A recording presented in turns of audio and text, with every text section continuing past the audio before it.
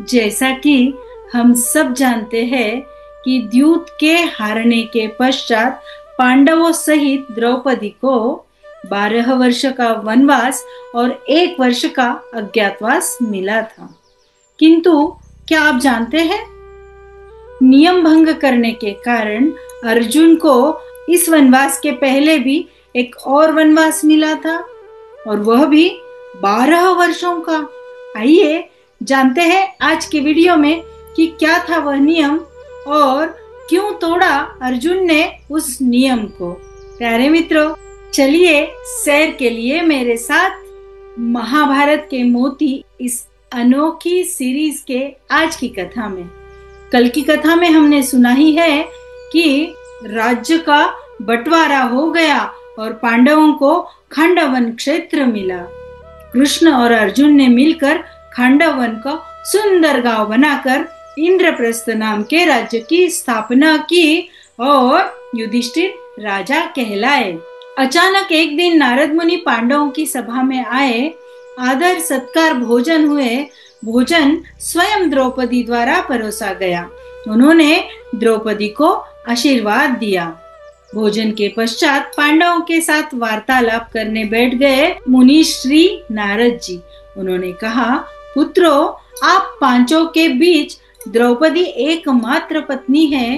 तुम्हें सावधान रहना चाहिए और आपस में मनमुटाव न हो, इसीलिए एक नियम बनाना चाहिए। क्योंकि पूर्व काल में मैंने देखा है एक स्त्री के कारण एक दूसरे से अत्यंत प्रेम करने वाले 2 भाइयों की मौत एक दूसरे के हाथों से हुई। इस पर पांडव बोले, किस नियम की बात कर रहे हैं मुनि श्रेष्ठ, और किस विवाद की? हम भाइयों में ऐसा कभी नहीं हो सकता। इस पर नारद मुनि किंचित स्मित हास्य कर बोले, पांडवों, मैं तुम्हें उन दोनों भाइयों की कथा सुनाता हूँ, उसके बाद ही आप कुछ निर्णय लीजिए। सबने स्वीकार कर लिया। नारद जी बोले, बहुत बहुत बहुत बहुत वर्षों पहले की बात है। सुंदर और उपसुंद नाम के आसुर जाति के 2 भाई एक दूसरे से अत्यंत प्रेम करते थे। उनकी एकता और प्रेम के अनेक उदाहरण दुनिया में दिए जाते थे। एक बार दोनों ने मिलकर सृष्टि पर राज्य करने की ठानी। वे शक्तिशाली थे, एक साथ रहते, खाते, पीते, सब कुछ एक साथ करते थे। कभी भी एक दूसरे के साथ किंचित मात्र भी मनमुटाव नहीं हुआ था। एक बार दोनों भाइयों ने मिलकर सृष्टि पर राज करने की ठानी और फिर उन्होंने सोचा, क्यों न उसके लिए हम वरदान प्राप्त करें जिससे हमें कोई हरा नहीं सकेगा। इस सोच को अमल में लाने के लिए उन्होंने ब्रह्मा जी की कठोर तपस्या करने की मन में ठान ली और एक घने जंगल में जाकर दोनों भाई अत्यंत कठिन तपस्या में लीन हो गए। कई वर्षों तक उन्होंने तपस्या की। अंततः ब्रह्मा जी से रहा नहीं गया। वे प्रकट हो गए और बोले, हे असुरों, तुम्हारी तपस्या से मैं प्रसन्न हूँ, वर मांगो। बड़ी खुशी से सुंद और उपसुंद ने प्रथम ब्रह्मा जी को प्रणाम किया और बोले, हे प्रभु, हमें ऐसा वर दीजिए कि हमें कोई भी नहीं मार सके। ब्रह्मा जी ने कहा, ऐसा नहीं हो सकता।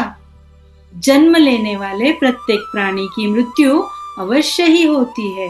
दूसरा वर मांगो। सुंद और उपसुंद एक दूसरे के पास देखकर बोले, तो फिर ठीक है ब्रह्मदेव, हम एक दूसरे के हाथ से ही मारे जा सके ऐसा हमें आशीर्वाद दो, अन्यथा नहीं। क्योंकि दोनों को अपने प्यार पे पूरा विश्वास था और वे दोनों एक दूसरे को कभी नहीं मार सकेंगे, इस बात पर भी उन्हें अत्यंत विश्वास था। इस पर ब्रह्मा जी ने तथास्तु कहा और उन्हें आशीर्वाद दिया कि ऐसा ही होगा। दोनों असुर भाई अत्यंत खुश हुए और अभिमानी भी, क्योंकि अब उन्हें कोई नहीं मार सकता था, न रोक सकता था, न टोक सकता था। वे जो चाहे वो कर सकेंगे। सर्वप्रथम उन्होंने पृथ्वी लोक पर अपना वर्चस्व निर्माण किया, पृथ्वी पर अपना राज्य निर्माण किया, आतंक मचाने लगे, मनमानी करने लगे और फिर ऋषि मुनियों की यज्ञ भूमि पर जाकर उन्होंने सब कुछ तहस नहस कर दिया। ऐसा करते करते पाताल लोक और फिर बचा था स्वर्ग, तो उन्होंने वहां पर जाकर भी अपना अधिकार जमा लिया। चारों ओर विनाश और भय का वातावरण निर्माण कर दिया। तीनों लोक में सब उनसे भयभीत रहने लगे, सबका जीना मुश्किल कर रखा था। देवता भी चिंताग्रस्त होकर ब्रह्मा जी के पास गए और उन्होंने कहा, हे प्रभु, आपने ऐसा वरदान कैसे दे दिया? अब आप ही हमारी रक्षा करें। इस पर ब्रह्मा जी ने एक योजना बनाई और उस योजना के अंतर्गत विश्वकर्मा को उन्होंने बुलाया और कहा, एक ऐसी स्त्री का निर्माण करो कि उस जैसा सौंदर्य पृथ्वी पर क्या तीनों लोकों में किसी के पास न हो। विश्वकर्मा ने सभी सुंदर सुंदर सुंदर चीजों को तिल तिल एकत्रित किया और उसकी एक सुंदर स्त्री निर्माण की। ब्रह्मा जी ने उस स्त्री का नाम तिलोत्तमा रखा, क्योंकि वह तिल तिल से निर्माण हुई थी। और उसे कहा कि जाओ, सुंद और उपसुंद को अपने वश में करो। तिलोत्तमा असुर भाई सुंद और उपसुंद के उपवन में पुष्प तोड़ रही थी। दोनों भाइयों की नजर उस पर पड़ी, दोनों ने उसे देखा और दोनों मोहित हो गए और अपना दिल उसे दे बैठे। और दोनों ने मन ही मन सोच लिया, इसे तो मैं अपनी पत्नी बनाऊंगा। सुंद बोला, उपसुंद, ये मेरी होने वाली पत्नी है और तुम्हारी भाभी। उपसुंद इस पर बोला, नहीं भैया, ये मेरी होने वाली पत्नी है और तुम्हारे अनुज की पत्नी। थोड़ी ही देर में दोनों में बहस बढ़ गई। दोनों एक दूसरे के दुश्मन बनकर लड़ाई करने लगे और लड़ाई इतनी बढ़ गई कि दोनों ने एक दूसरे को मार दिया। दोनों को ही अपने प्रेम पर अत्यंत विश्वास था, किंतु एक स्त्री के कारण दोनों भाई आपस में लड़कर एक दूसरे के दुश्मन बनकर एक दूसरे को मार दिया। जो कभी अलग नहीं थे, वे एक दूसरे के विनाश के कारण बन गए। आगे नारद जी बोले, पुत्र युधिष्ठिर, मैं नहीं चाहता कि ऐसा अनर्थ तुम लोगों के साथ भी हो। इसीलिए एक नियम बनाओ कि जब एक भाई द्रौपदी के साथ हो तब दूसरा उस कक्ष में प्रवेश नहीं करेगा और कुछ कालावधि भी निश्चित कर लेनी चाहिए। नारद मुनि जी का विचार पांचों भाइयों ने सौहार्द और श्रद्धा से स्वीकार किया और नियम बनाया गया। वर्ष में 2 माह और 12 दिन द्रौपदी एक भाई के साथ रहेगी और जब वह भाई द्रौपदी के कक्ष में हो तब कोई भी उस कक्ष में नहीं जाएगा। ऐसा करने वाले को 12 वर्ष का वनवास स्वीकार करना होगा। सभी भाइयों ने नियम को आदर पूर्वक स्वीकार किया। नारद मुनि सभी को आशीर्वाद देकर चले गए। कुछ समय बीत गया। एक दिन एक ब्राह्मण रोते हुए अर्जुन के पास आया और बोला, कुमार अर्जुन, मेरी गाय चोरों ने चुरा ली है, मेरी रक्षा करो, मेरी गाय मुझे फिर से लौटा दो। अर्जुन तुरंत उठा, किंतु उसे याद आया कि उसके अस्त्र और शस्त्र तो द्रौपदी के कक्ष में है और यहाँ अभी इस समय बड़े भैया युधिष्ठिर द्रौपदी के पास है।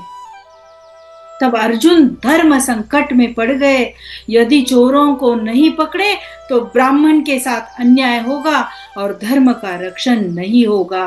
गाय नहीं बचेगी और अस्त्र शस्त्र लेने गए तो भाइयों के बीच का नियम भंग होगा और अर्जुन को 12 वर्ष का वनवास भोगना पड़ेगा। इस पर अर्जुन ने सोचा, मैं वन गया तो चलेगा, किंतु राज्य में अन्याय नहीं होना चाहिए। मैं ब्राह्मण देवता की गौएं लौटा कर ही रहूंगा, चोरों को शिक्षा देकर ही रहूंगा। यही मेरा परम कर्तव्य और मेरा धर्म है। अर्जुन भीतर गया, गांडीव लिया और चोरों से युद्ध कर उन्हें शिक्षा दी और गौओं को बचाकर ले आया और ब्राह्मण को गौएं लौटा दी। फिर अर्जुन राजमहल में गए और अपने राजकुमारों वाले वस्त्र उतारकर वनवासी के वस्त्र धारण कर युधिष्ठिर के पास जाकर वनवास में जाने की अनुमति लेने लगे। सबने उसे बहुत समझाया कि धर्म की रक्षा हेतु तुमने नियम तोड़ा, आदि आदि, और तो और बड़े भाई के कक्ष में जाने से वैसे भी कोई बड़ा दोष नहीं लगता।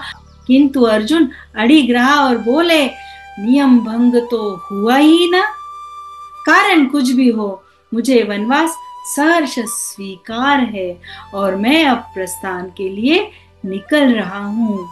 मेरी तीर्थ यात्रा भी हो जाएगी। सोचो, उसकी जगह यदि हम होते तो क्या करते? ठीक है भैया, आपने कहा तो मैं नहीं जाऊंगा। हम अपने बनाए नियमों को फटाफट तोड़ देते हैं ना। बच्चों, यह वनवास केवल एक शिक्षा नहीं तो आगे आने वाले संकट निवारण की पूर्व तैयारी बना। अर्जुन का व्यक्तिगत विकास, वो कैसे, ये हम कल की कथा में सुनेंगे। इस कहानी से हमें यह सीख लेनी चाहिए, मर्यादा और नियम पालन सबसे बड़ी बात है। अर्जुन जैसे धर्म रक्षक और नियम पालक हमें बनना चाहिए। धर्म और कर्तव्य श्रेष्ठ है, बाद में सुख सुविधा। 12 वर्ष का वनवास होगा, यह पता होने के बाद भी अर्जुन ने धर्म के मार्ग का स्वीकार किया। धर्म और मर्यादा में अंतर समझना आवश्यक होता है। कर्तव्य ही धर्म है। कभी कभी कठोर निर्णय चरित्र निर्माण करते हैं। इसीलिए मैं हमेशा यही कहूंगी, बनना है तो अर्जुन जैसे बनो। किसी को आदर्श मानना है तो केवल अर्जुन को मानो। कितने ही वरदान प्राप्त क्यों न हो, बुराई का अंत हमेशा बुरा ही होता है। लोभ, मोह, अभिमान, ये तीनों अगर है तो मित्र भी शत्रु बनने में देर नहीं लगती। भक्ति और सत्य का दुरुपयोग करने वाले का अंत निश्चित ही होता है। अंत में एक लाइन जरूर कहूंगी, कर्तव्य ही धर्म है। अर्जुन की तरह सोचो, अर्जुन की तरह जियो, सफलता तुम्हारे कदम चूमेगी ही चूमेगी। शुभ रात्रि, जय श्री कृष्ण।